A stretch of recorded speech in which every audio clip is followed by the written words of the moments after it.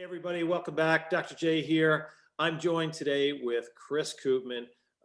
Chris, as a contributor to Triple P Life now for a few years, one of our go-to financial experts. And Chris is going to be one of our featured presenters on the Financial Freedom Summit 2021 on August 3rd and August 4th.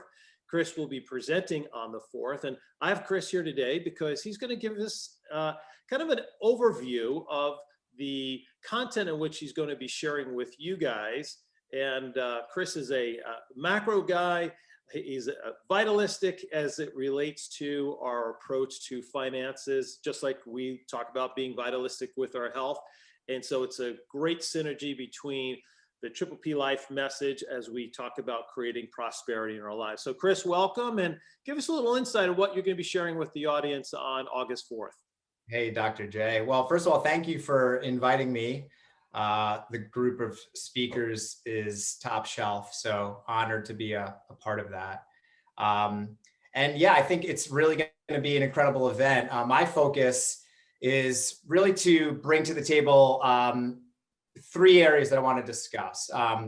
One is, as we talk about money, many aspects of it, right? How do we earn more? How do we drive more income? And there's different people and philosophies that can help us with that. But once money flows into our life, it's up to us to decide, what do we do within our personal economy with that wealth? How do we make it grow?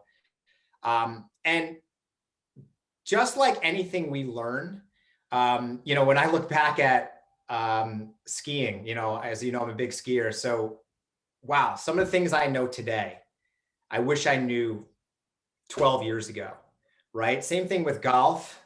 If I had some of the knowledge today, 20 years ago when I started playing, I would be at a different level in the game. And part of that is I had to learn the hard way. So in finance, learning the hard way becomes expensive, okay? It becomes dangerous. So what I want to focus on is having the mindset to understand what prevents us, what is the interference when we create wealth. And I think that most people don't spend too much time on that and become very much on the accumulation of wealth. And that's where, most of my practice is concentrated on. But before we, dive in and understand take the golf club in our hand and start swinging, let's understand how to use this tool. So the first thing I want to discuss is, what are the eroding factors of wealth and how does that affect our prosperity? So understanding what these factors are, how they can attack our wealth, how they can hold us back, having that mindset of understanding that first, okay, puts us on the trajectory of a process-driven approach, okay? And I think that most people jump to products and solutions, which is great. We need solutions, we need financial instruments to play this game. But before we dive into that, let's understand, okay, what is the game we're playing, and how do we basically prevent these bad things from happening? Having knowledge to that first is gonna set us off on the right path. So I want to spend some time giving visual examples of how the eroding factors of wealth will attack our wealth and to what degree they will attack our wealth. So I think having that conscious awareness to that is going to help everyone from this point going forward on their journey to prosperity. So that's the first thing that I want to focus on. I also want to focus on a more holistic approach to our financial life. And, what I mean by that is not thinking so micro, thinking more macro, understanding how a good framework will allow us to make more intelligent financial decisions. So when I say framework, what I mean is actually looking at an example of a blueprint, of a model that will incorporate our areas of protection, assets, liabilities, and cash flow. And if we think with that mindset, if we approach our finances with a structured, well-engineered model, what will that do for us? Will that make our financial life more organized? Will it simplify things to look at how these areas are working in harmony, ideally, or are they not working in harmony? And is that the interference that we need to pay attention to? Lastly, I want to focus on how to think about distributing wealth. Okay, so we all talk about accumulating wealth. That's getting to the 50-yard line, right? The game is not over at 60, 65, 70, 55, whatever that target is for you. We now need to ensure that the distribution of our wealth is efficient so that it lasts a very long time, and that we have the right philosophy around distributing. I think that most people actually have it backwards, and that's because it's very much driven by the institutional mindset to us. And as you know, Dr. J, institutions do almost the complete opposite of what they tell us to do financially. So understanding ways of looking at our money and how we can effectively distribute wealth more efficiently, that might give us a greater response and a greater distribution and enjoyment and fulfillment of our money, until that ultimate question that we can't answer which is when are we not going to be here anymore? So that could be a very long time frame for some. As you know, my grandmother lived to 104 years old, and seeing that long distribution and how it failed her is the reason I do what I do, because I've witnessed that effect in my own family of how a poorly structured distribution of wealth can negatively affect you.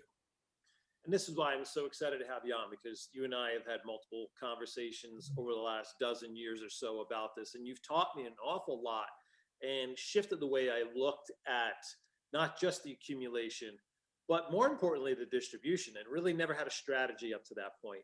And I think you're really excited about that.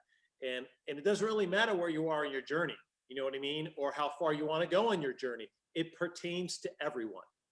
Yeah, you hit the nail on the head there, because people sometimes feel that it's too late, right? I can't make change. And you and I know that that's ridiculous, right? So I think, having that conversation in your mind, we want to throw that out, right? We want to give people an alternative way of looking at things so that their confidence can grow and they can approach things in a way that is appropriate for them. Because remember this, most people make financial decisions based on the opinions of others, right?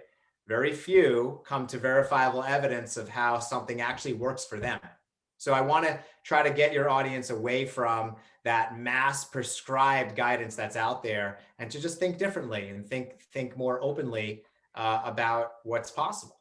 Yeah, awesome stuff. Really excited to have you a part of this, Chris, as always. And thank you for contributing, because you're going to add so much knowledge and insight. As I've been saying on these little videos I've been doing with each of the presenters, this whole approach and mission about this summit is about increasing financial IQ. The distance between knowledge and IQ is so critical, because it's effectively what's going to dictate your future. It's going to dictate the legacy that you leave or don't leave, the life that you live, the dreams that you create. And if we can do a little bit of increasing everyone's financial IQ, it's going to have a significant impact in their lives. Oh, totally. And it's the biggest problem in finance today is the lack of financial intellect. Right.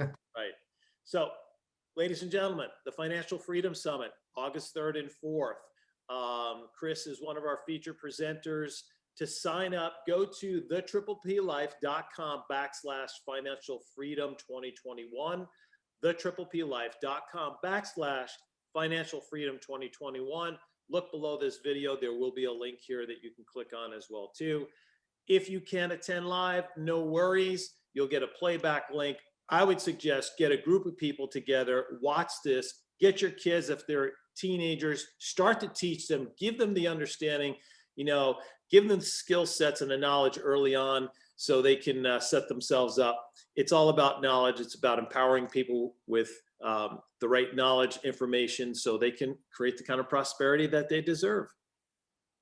Well said. We will see you on August 4th. Thank you so much, my friend. Looking forward to it, Jay. Take care.